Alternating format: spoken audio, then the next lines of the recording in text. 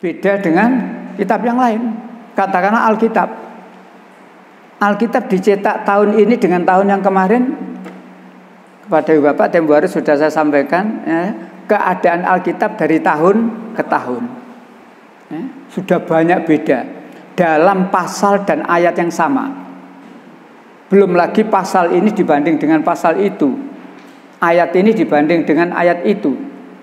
Dalam pasal dan ayat yang sama, beda Alkitab tahun cetakannya sudah berbeda. Nah, katakanlah pendeta, jangankan lagi menghafal saat gini.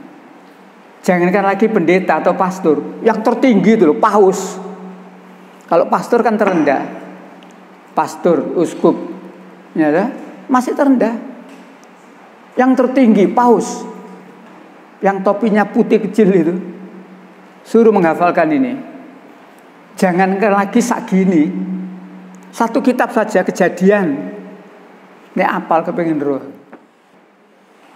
Dengan selisih waktu, Surabaya sudah masuk waktu, katakanlah duhur, Lamongan belum. Selisih berapa menit? Lamongan masuk waktu duhur, Semarang belum, dan seterusnya. Berarti Surabaya baca Quran, mungkin Lamongan belum baca. Sekian menit nyusul, sini belum selesai, nyusul.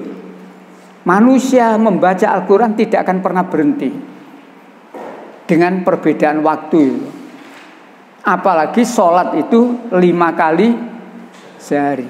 Adapun Alkitab seminggu sekali gak kober, gak popo, enak kok Alkitab.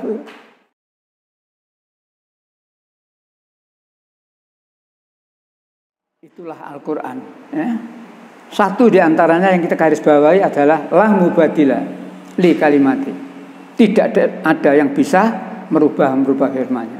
Sejak diturunkan hingga akhir zaman nanti, Al-Quran cetakan mana saja, dibuat oleh siapa saja, tidak akan ada perubahan.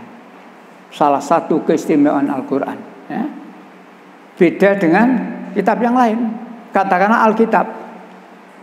Alkitab dicetak tahun ini dengan tahun yang kemarin. Kepada Ibu Bapak tempo hari sudah saya sampaikan ya, keadaan Alkitab dari tahun ke tahun ya, sudah banyak beda dalam pasal dan ayat yang sama. Belum lagi pasal ini dibanding dengan pasal itu, ayat ini dibanding dengan ayat itu. Dalam pasal dan ayat yang sama, beda Alkitab tahun cetakannya sudah berbeda. Nah, Al-Quran cetakan tahun berapa saja, cetakan tahun sebelum kemerdekaan ya, cetakan kapan saja, Al-Quran tidak akan mengalami perubahan. Ada banyak keistimewaannya. Yang lain barangkali, apa keistimewaan Al-Quran? Dijamin sendiri oleh Allah. Ya, dijamin sendiri oleh Allah ya. Mudah, satu-satunya kitab yang mudah dihafal oleh manusia. Katakanlah pendeta, jangankan lagi menghafal saat gini. Jangankan lagi pendeta atau pastor, yang tertinggi itu loh, paus. Kalau pastor kan terendah. Pastor, uskup, ya, masih terendah. Yang tertinggi paus, yang topinya putih kecil itu, suruh menghafalkan ini. Jangankan lagi sak gini, satu kitab saja Kejadian, ini apal kepengen roh. Ya, termasuk buku-buku atau kitab-kitab lain. Profesor, doktor di bidang biologi katakanlah, membuat buku tentang biologi, dikarang sendiri, dikonsep sendiri, diketik sendiri, setelahnya jadi. Ayo suruh menghafalkan kalau dia bisa.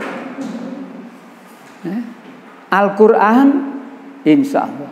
Dan sudah terbukti Al-Quran ini tidak sedikit orang-orang yang bisa menghafal dengan benar.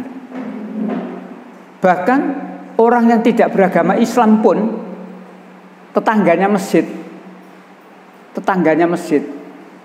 kalau dia mendengar ketika sholat yang bacanya jahar, Al-Fatihah dibaca, karena seringnya dia mendengar, walaupun dia tidak Islam, apa loh Pak Al-Fatihah Pak? Itulah Al-Quran, satu-satunya kitab ya, yang mudah dihafal. Makanya kalau kita ingin menunda kepikunan, nah kan gitu loh. Kalau kita ini ingin menunda kepikunan, banyak membaca, terutama membaca Al-Quran. Nah, banyak keistimewaan Al-Quran itu ya. Termasuk satu-satunya kitab yang paling banyak dibaca di dunia ini, Al-Quran. Dengan selisih waktu, Surabaya sudah masuk waktu, katakanlah duhur, Lamongan belum. Selisih berapa menit? Lamongan masuk waktu duhur, Semarang belum, dan seterusnya.